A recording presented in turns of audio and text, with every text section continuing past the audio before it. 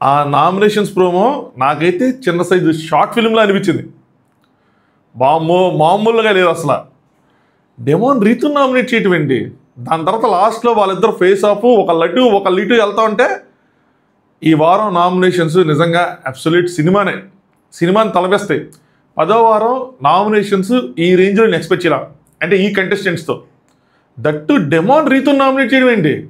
వామ్మో. తప్ప రైటా పాయింట్స్ ఏంటి అన్నది మనం అది చూసిన తర్వాత మనకు అర్థమైంది. బట్ ప్రోమోలో ఏం చూపించారు, ఎవరిని నామినేట్ చేశారు, ఎవరికి రెండుంటే పవర్ ఇచ్చారు తనుజ గారు, ఎవరికి ఒకళ్ళుంటే పవర్ ఇచ్చారు, ఎవరు నామినేట్ చేశారు, ఫైనల్గా కెప్టెన్సీకి ఇచ్చిన పవర్ ఏంటి, అండ్ ఓవరాల్గా అంతా అయిపోయిన తర్వాత నామినేషన్లోకి వచ్చింది ఎవరు, ఈ వారం ఎవరు వెళ్ళే ఛాన్సెస్ ఉంది, డీటెయిల్గా మాట్లాడుకుందాం. Let's start. హాయ్ ఫ్రెండ్స్, నా పేరు Anand, welcome to top news. So first మీరు చేయాల్సింది వీడియోని లైక్ చేయటం, తర్వాత ఛానల్ని సబ్స్క్రైబ్ చేయటం, ఆ తర్వాత మీ ఒపీనియన్స్ని కామెంట్ చేయటం. సో మీకేమనిపించింది ప్రోమోని చూస్తున్న విషయాన్ని కామెంట్ చేయండి. దానికన్నా ముందు లైక్ చేయండి. లైక్ చేసేదాకా వెయిట్ చేయాలి, మర్చిపోయాను. లైక్ చేయండి, సబ్స్క్రైబ్ చేసుకోండి. Thank you so much.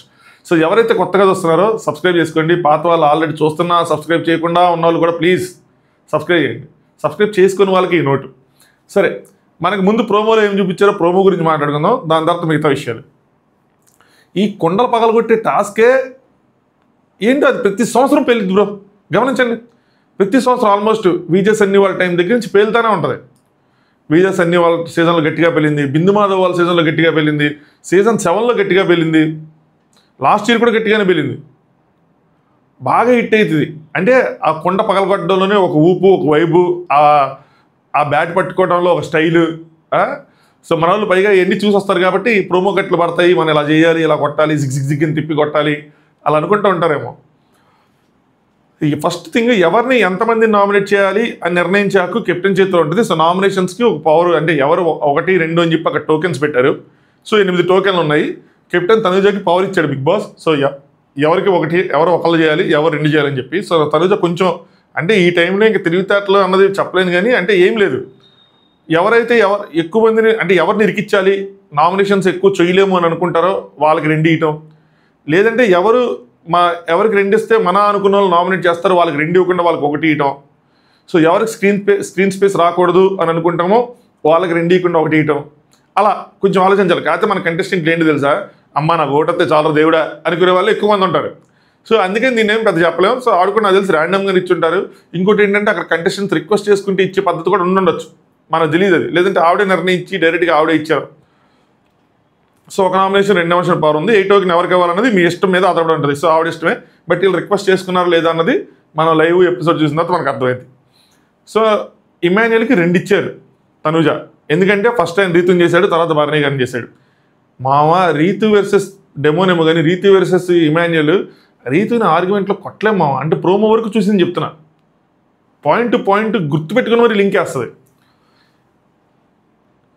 రీతికి వచ్చేవాడికి ఎక్కడో కాన్ఫిడెన్స్ లూజ్ అయిపోతుంది అని చెప్పి ఇమాన్యుయల్ నామినేట్ చేస్తే నాకు తెలిసి కాన్ఫిడెన్స్ లూజ్ అవుతుంది, కన్ఫ్యూజ్ అవుతుంది అని చెప్పి 2 పాయింట్లు పెట్టుంటాడు.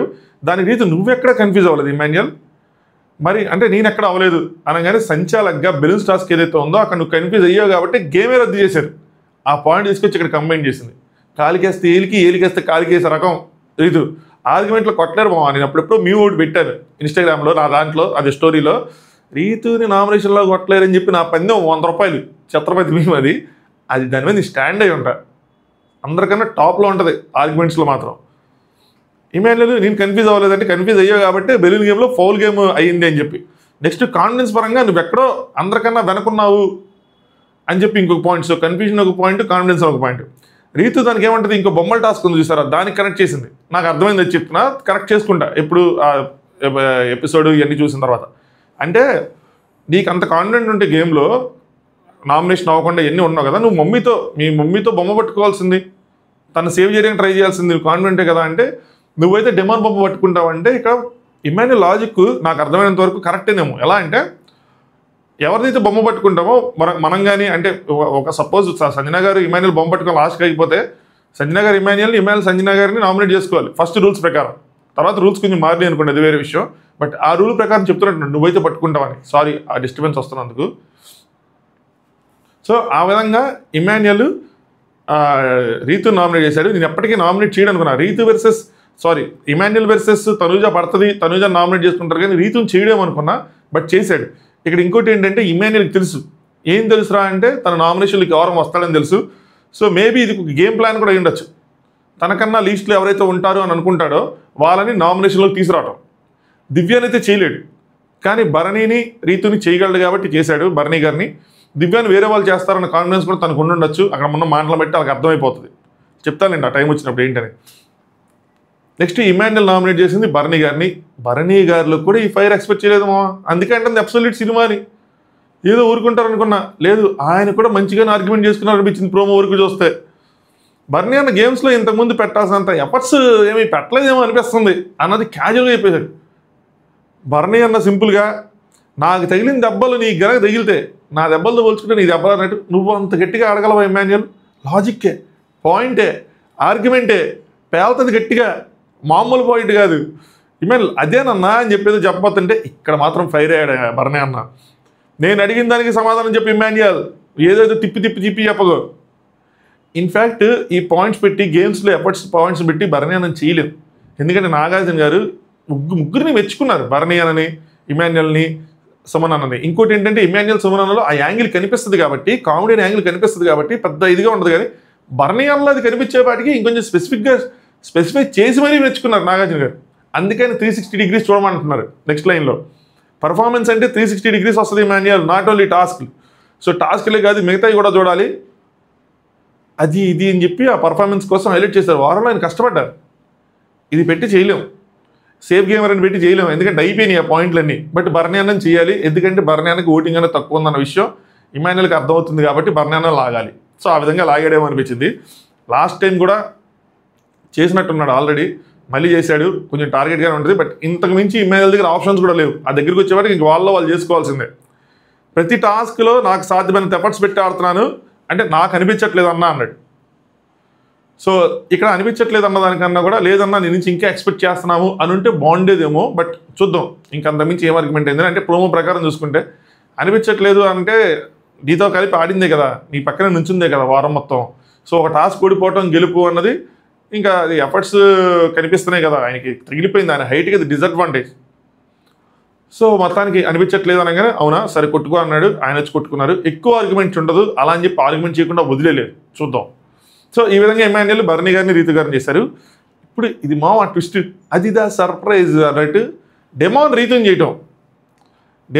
చేయడం కరెక్ట్ అనుకుంటున్నారా? పాయింట్స్ ఏది పెట్టారో వదిలేయండి, పాయింట్స్ తీసేయండి, పాయింట్స్ అయితే సెకండరీ థింగ్. డెమాన్ రీతుని నామినేట్ చేయడం అన్నదే మీరు కరెక్ట్ అనుకుంటున్నారా లేదా అన్న విషయాన్ని కామెంట్ చేయండి. సో డెమాన్ ఏం పాయింట్లు పెట్టాడంటే కొంచెం ఎమోషనల్గానే ఉంది. నేనేమంటానంటే బిగ్ బాస్లో ఒక బాండ్ వాళ్ళు ఏ విధంగా దాన్ని క్రియేట్ చేసుకున్నా తర్వాత వాళ్ళు దాన్ని ఓన్ చేసుకున్నారు. ఆ బాండ్ ఇప్పుడు మంచి బాండే వాళ్ళిద్దరి మధ్యలో ఉన్నది. సో ఆ బాండ్ వాళ్ళు ఫీల్ అవుతారు. ఇప్పుడు ఆడియన్స్ కూడా వాళ్ళిద్దరికి కనెక్ట్ అవుతారు, ఆడియన్స్ కూడా ఫీల్ అవుతారు. నేను ఫీల్ అయ్యా, నిజంగా ఫీల్ అయ్యి ఎమోషనల్గా అనిపించింది నాకు. నేను నైట్ టీవీ ప్రోమో చూసినప్పుడు నాకు ఎమోషనల్ అనిపించింది, ఏంటి డెమోన్ రీతుని చేశాడా అని. సో ఏంటి అంటే తను ఎమోషనల్ అవుతానమాట. నువ్వు అరవటం వల్ల నా తప్పు లేకపోయినా నాదే తప్పు అని చెప్పి పోటరీ అవుతుంది, నాకు కొంచెం బాధగా ఉందని చెప్తున్నాడు. సో వీళ్ళిద్దరి మధ్యలో ఇప్పుడు లేదు, ఎప్పుడో అయిపోయింది. ఇప్పుడు ఎప్పుడైతే ఫైర్ స్ట్రామ్ వాళ్ళు వచ్చారో ఆ ఫైర్ స్ట్రామ్ వాళ్ళు పెట్టిన పొలలో దాని తర్వాత నామినేషన్స్లో వీళ్ళు అరుచుకున్న అంటే వేరే వాళ్ళు ఈవిని లాగటం, వీళ్ళ బాండ్ని అన్హెల్దీ బాండ్ అంటాం, దాని తర్వాత ఆవిడ అరవటం, స్టాండ్ తీసుకోలేదు అని చెప్పి దాని గురించి ఇప్పుడు గొడవ పట్టడం, ఆ గొడవలు ఎక్కువగా అవటం, ఫైర్ స్ట్రామ్ వాళ్ళు పెట్టిన పొలలో ఎక్కువ గొడవలేని. సో అవన్నీ పాత విషయాలు. ఇప్పుడు ఎందుకు తీసాడు డెమోన్ అన్నది నా పాయింట్. లాస్ట్ వీక్ తీయచ్చు, అంత ముందు వారు తీయచ్చు, కానీ ఇప్పుడే తీసాడు. ఎందుకంటే లాస్ట్ వీక్ ఆవిడ ఏమీ అరవలేదు. ఇన్ఫ్యాక్ట్ చెప్పింది ఆ వాచ్ ఎఫ్ వచ్చిన దగ్గర నుంచి నేను చాలా దూరంగా ఉంటున్నాను, నా వల్ల ఏమైనా ఎఫెక్ట్ అవుతుందేమో అని చెప్పి మోకాల మీద కూర్చున్న దగ్గర నుంచి లాస్ట్ వీక్ దగ్గర నుంచి ఆవిడ దూరంగా ఉంటున్నారు. అయినా కూడా అంటే అరవడాలు లేవు, గొడవలు పడ్డాలు లేవు, ఏమీ లేవు. అయితే ఇప్పుడు ఎందుకు తీసాడు అన్నది నాకు ఇంట్రెస్టింగ్ అనిపించింది. అది చూడాలి ఎందుకు తీసాడు ఏంటని. అది కనుక కరెక్ట్గా ప్రాపర్గా పెట్టకపోతే డెమాన్ తప్పయ్యే అవకాశం ఉంటుంది. పెడితే ఓకే, ఎవ్రీ టైము తనది తప్పు లేదు అని చెప్పి నేను స్టాండ్ తీసుకోవడానికి ట్రై చేశాను. అసలు ఏంటంటే ఏంటి అని చెప్పి మాట్లాడటానికి ట్రై చేశానని చెప్పి ప్రతిసారి ఎవరైనా ఏదైనా అన్నా సరే, ఫైర్ స్ట్రామ్ వాళ్ళు అన్నా ఏదన్నా సరే నేను తనదేం తప్పు లేదు అని చెప్పి చెప్పడానికి ట్రై చేశాను. దాని తర్వాత తన కోసం స్టాండ్ తీసుకోవడానికి ట్రై చేశాను.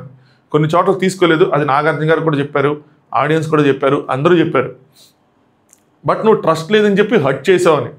అది ఓల్డ్ మ్యాటర్స్. మరి ఇప్పుడు వచ్చినాయి ఎందుకు, అది గేమ్ మోడ్లోకి వచ్చి చేశాడా, ఏం చేశాడు, ఎక్కడ ఎలా పుష్ అయింది ఏంటన్నది చూడాలి.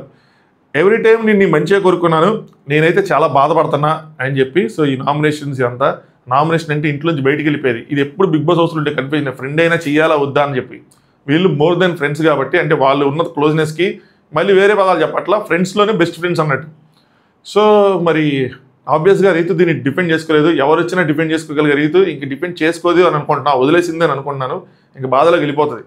రీతు కనుక డిపెండ్ చేసుకోకుండా వదిలేసి బాధలోకి వెళ్ళిపోతే, ఇప్పుడు గేమ్ పాయింట్లో మాట్లాడుతున్నా, ఒకవేళ రాంగ్ అయితే నన్ను క్షమించండి. Game point end of the day మనం మాట్లాడుకోవాలి, ఎందుకంటే మనం గేమ్లో ఉన్నాం కాబట్టి. రీతుకి అది బాగా ప్లస్ అయ్యే అవకాశం ఉంది, డెమోనికి మైనస్ అయ్యే అవకాశం కూడా ఉంటాయి, ఛాన్సెస్. అయిపోయింది, నామినేషన్స్ అయిపోయినట్టుంది. రీతు మాట్లాడొద్దని చెప్పే కదా పవన్ అని చెప్పంటే, ఎందుకు అరుస్తున్నావు అని చెప్పి, నా వల్ల కావట్లేదంటే నా వల్ల కూడా కావట్లేదని చెప్పి ఇద్దరు అరుచుకొని ఆ మ్యూజిక్ వాళ్ళిద్దరు వెళ్ళిపోవటం నిజంగా సినిమా తలపించింది. అది మాత్రం ఆ సీన్, ఆ ఫ్రేమ్ ఏదైతే ఉందో. సో ఇది ఆ ప్రోమోలో చూపించింది. ఇప్పుడు ఎవరెవరిని నామినేట్ చేసుకున్నారు భయ్యా అంటే, ఇమాన్యుయల్ ప్రోమోలో చూపించినట్టు రీతుని అండ్ బర్నీ గారిని నామినేట్ చేశాడు. నెక్స్ట్ డెమోను రీతు నామినేట్ చేశాడు. ఇంకొక ట్విస్ట్ ఏంటంటే ఇక్కడ కళ్యాణ్ నామినేట్ చేశాడు. ఇది నేను ఎక్స్పెక్ట్ చేస్తానే ఉన్నాను, డెమోన్ కళ్యాణ్ దగ్గరికి వస్తాడని చెప్పి. నాకెందుకో డెమోను గేమ్ మోడ్ ఆను అలా ఉంది చూడబోతుంటే. లేదంటే మాత్రం సడన్గా ఈ సాటర్డే నుంచి కళ్యాణ్ అంటే ఎప్పుడో పట్టుకొని వదిలేసి 2-3 వారాల చేత మళ్ళీ కళ్యాణ్ పట్టుకున్నాడు. సో కళ్యాణ్ పట్టుకోవడం ఇన్ సెన్స్ కళ్యాణ్ పాయింట్స్ తీస్తున్నాడు నెమ్మదిగా. ఆ పడవలో మునిగిపోవడం కానీ, లేదంటే నెక్స్ట్ మిరపకాయలు తిరిపించడం కానీ, ఇప్పుడు నామినేషన్స్ కానీ నేను ఎక్స్పెక్ట్ చేశాను. సాటర్డేనే ఎక్స్పెక్ట్ చేశాను. పవన్ వర్సెస్ కళ్యాణ్ అని చెప్పి thumbnail పెట్టింది దానికోసం. చూద్దాం, ఇంట్రెస్టింగ్ ఉంటుంది, ఏం పాయింట్లు పెడతాడు ఏంటి అని చెప్పి. సో అది మనకి చూపించింది. అది కాకుండా బర్నీ అన్న కూడా రివర్స్లో ఇమాన్యుయల్ నామినేట్ చేశాడు, రీతును కూడా నామినేట్ చేశాడు. రీతుని ఎందుకు చేశాడన్న చూడాలి.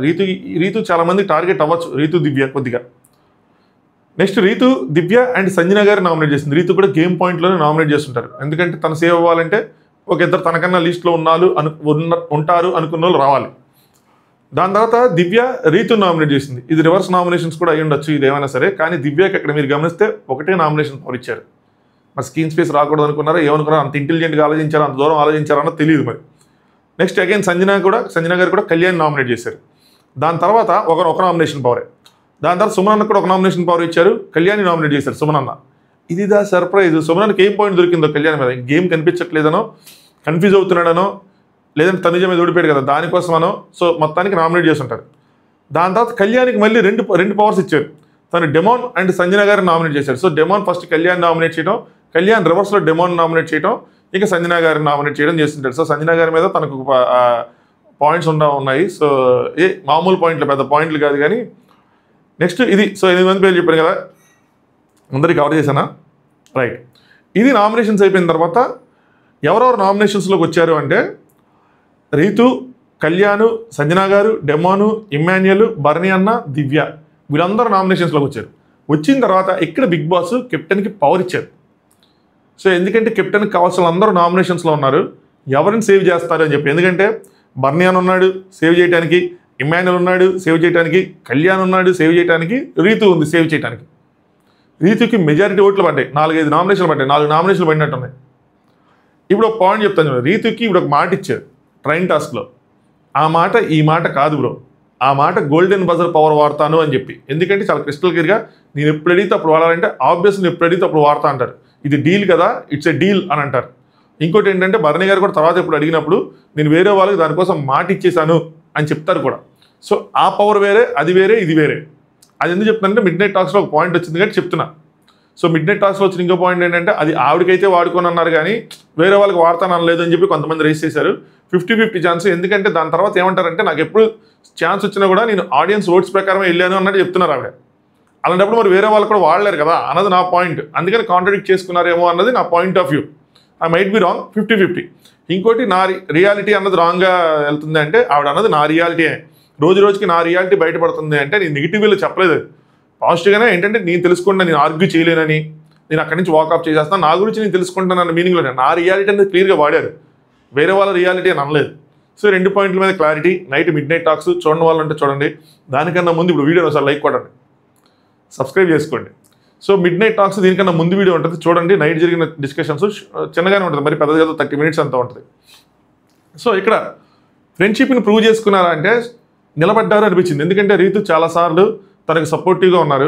నేను అదే అంటున్నా, పడవ దాంట్లో పెట్టాల్సిన దాంట్లో రీతుది పెట్టచ్చు, కళ్యాణ్ది పెట్టచ్చు, బర్నీ అన్నది ఎమ్మెల్యేది పాత బర్నీ అన్నది ఎమ్మెల్యే ఓల్డ్ వన్ తీసేసినా కూడా ప్రజెంట్ నుంచిన వాళ్ళైనా పెట్టచ్చు. అట్లీస్ట్ వీళ్ళిద్దరు నుంచున్నారని చెప్పి అక్కడ హౌస్ మొత్తం మళ్ళీ సపోర్ట్ కోసం మాట చెప్తాను చూడండి. హౌస్ మొత్తం సపోర్ట్ ఉంది అన్నది నేను ఒప్పుకోను. హౌస్ అంతా సపోర్ట్ లేదు, నేను చెప్పిన పాయింట్ లేదు. అందరికీ సెకండరీ సపోర్ట్ ఉంటుంది, ఒకళ్ళిద్దరికి తప్పితే మిగతా అందరికీ సెకండరీ సపోర్ట్ నేను చెప్పిన పాయింట్ అది. అక్కడ అడిగింది స్పెసిఫిక్గా ఎవరైనా ఒకళ్ళు నీ గేమ్కి నీ సైడ్ స్ట్రాంగ్గా నుంచిన వాళ్ళు, అంటే నీకు ఒక షోల్డర్ ఇచ్చే వాళ్ళు ఎవరైనా ఉన్నారా లేదని చెప్పి ఈ పాయింట్ ఆఫ్ టైంలో అయితే కళ్యాణ్ అన్నాడు కదా. ఇంతకుముందు శ్రీజ లాస్ట్ 3-4 వారాల నుంచి నుంచున్నాడు కదా, లాస్ట్ 3 వారాల నుంచి తనైతే నుంచుంది కదా, రీతు కూడా నుంచుంది కదా. ఆ విధంగా చెప్తాను, తను బాధలో తను ఉంది కదా పక్కన. పోనీ గేమ్ పాయింట్ ఆఫ్ వ్యూలో తనకు ఓటు కావాలి ఏదైనా కావాలి అంటే కళ్యాణ్ నుంచున్నాడు కదా. నేనేది అది కళ్యాణ్కి అయితే ప్రైమరీ సపోర్ట్లు ఉన్నారు కదా, అలా పెట్టాలి అంటున్నాను నేను. కొంతమంది నాగార్జున గారు కట్ చేశారు అది అంటే నాగార్జున గారు ఏమీ కట్ చేయాలి, తనే రావటం స్టార్ట్ చేశారంటే నాకు ఈ హౌస్లో సపోర్ట్ అంటూ ఎవరు లేరు 4 సార్ అంటే 4 సార్ అదేంటమ్మా అలా అన్నామని చెప్పి షాక్ అయ్యారు. షాక్ అయ్యి ఎక్స్ప్రెషన్ తర్వాత ఆవిడ ఏదో పెడదాం అనుకున్నారు, మొత్తం అయిపోయిన తర్వాత అలా కుదరదు, ఆడియన్స్ మొత్తం నీకు సపోర్ట్ ఉందంటున్నారు, మొత్తం డిస్కషన్ అయిపోయిన తర్వాత పెడదాం అనుకున్న తర్వాత నాగార్జున గారు ఏం చేశారంటే ఎవరు నీకు సపోర్ట్, అది ఎవరు నిన్ను ముంచేది ఎవరు అనగానే ఆవిడ సపోర్ట్ వదిలేసి ముంచే తీయబోతుంటే అప్పుడు ఆయన అంటారు అది కదా మరి పెడుతున్నావు కదా సపోర్ట్ పెట్టు అంటే అప్పుడు ఆవిడ కళ్యాణ్ పెడతారు.